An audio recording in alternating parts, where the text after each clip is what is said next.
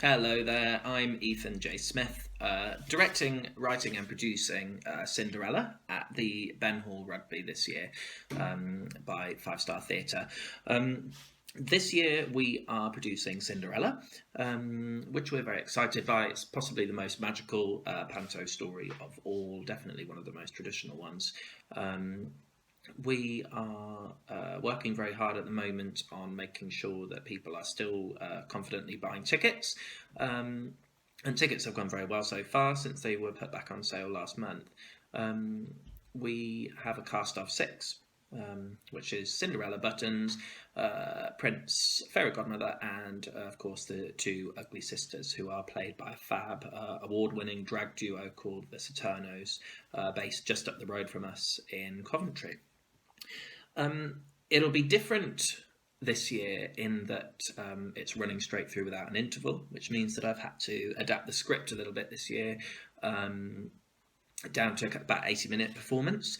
That's presented some challenges because Panto is a kind of production that follows a very tight formula in order for things to work, like the effects sequences at the end of Act 1, and then you've got a nice big interval to get everything cleared up and ready for the next scene. So that's presented some challenges with Cinderella going off to the ball in the horse and coach and things, and then having to be in the ball straight away in the next scene without an interval now. So we're using some video kind of AV stuff to actually create some little mini sequences that are going to play in between those two main scenes in our production. It also means we can't bring people up on stage this year. We like to bring a stooge up on stage, and I'd written some quite nice material this year before we went into lockdown and things, where the Ugly Sisters picked a boyfriend from the audience. So I'm sad that won't be happening now this year. And also we won't be able to bring the kids up at the end for the song sheet, which is also one of my favourite parts, and one of the most hilarious parts normally of a panto performance. So it'll be a little bit different this year, but I think it'll also be different in a way that it'll be much more special for people who are really excited to get back to the theatre with their families and see something this Christmas. A question of being able to choose anybody to cast in a panto. It's a difficult question for me, really, because I'm not a producer who's kind of fixated on celebrity casting. So a bit of a difficult one for me to answer. But having said that, I do believe that Gemma Collins could make an excellent fairy godmother in a kind of slightly reimagined production of Cinderella. But also, I'd like to see more. I'd love to see more animals in panto. I don't mean real animals, although dogs are sometimes very good in pantos. But I mean, I'd like to see more, more horses when they can be used, and more cats.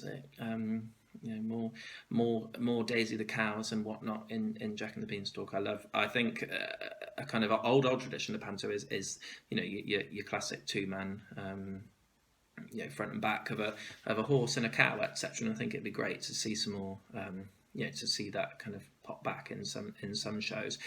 And also seeing dwarves playing dwarves in Snow White productions rather than children in mascot costumes or puppets, which can be really, really effective and stunning creations.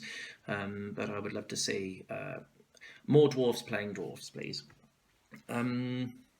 Some of the titles that are kind of perhaps never been as popular as pantos, or at least are less popular now, I would say, two that I would really like to see more of, and one I'm considering working on for next year, actually.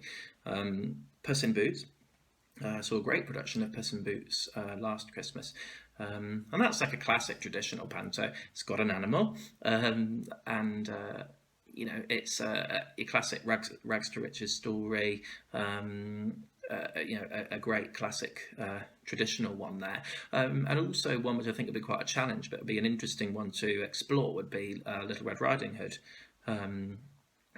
Simple kind of fairy tales type story, great baddie. I think room for comedy with the kind of costume changes and things like that. I think Little Red Riding Hood could make quite a cool panto. So that's a little project for me to explore that further, with a view to next year with those two titles. My favourite theatre I live in Rugby, and it's the closest theatre to me. Actually, it's actually the Belgrade Theatre in Coventry. It's where I first ever saw a show when I was 7 or 8 years old. I go to see the Panto there every year. It's where I go to see a lot of the musicals when they're on tour. Lovely theatre, great location. Had a lot of work done to it over the last kind of 5-10 years. Very good parking. Great, great theatre. Great Panto, and it's on my doorstep. I think over the years, it's really interesting to see how the design elements of Pantos have really changed, especially over the last kind of 5-10 years. Sets are becoming so much more elaborate in terms of their structure and design, but also in terms of their creativity.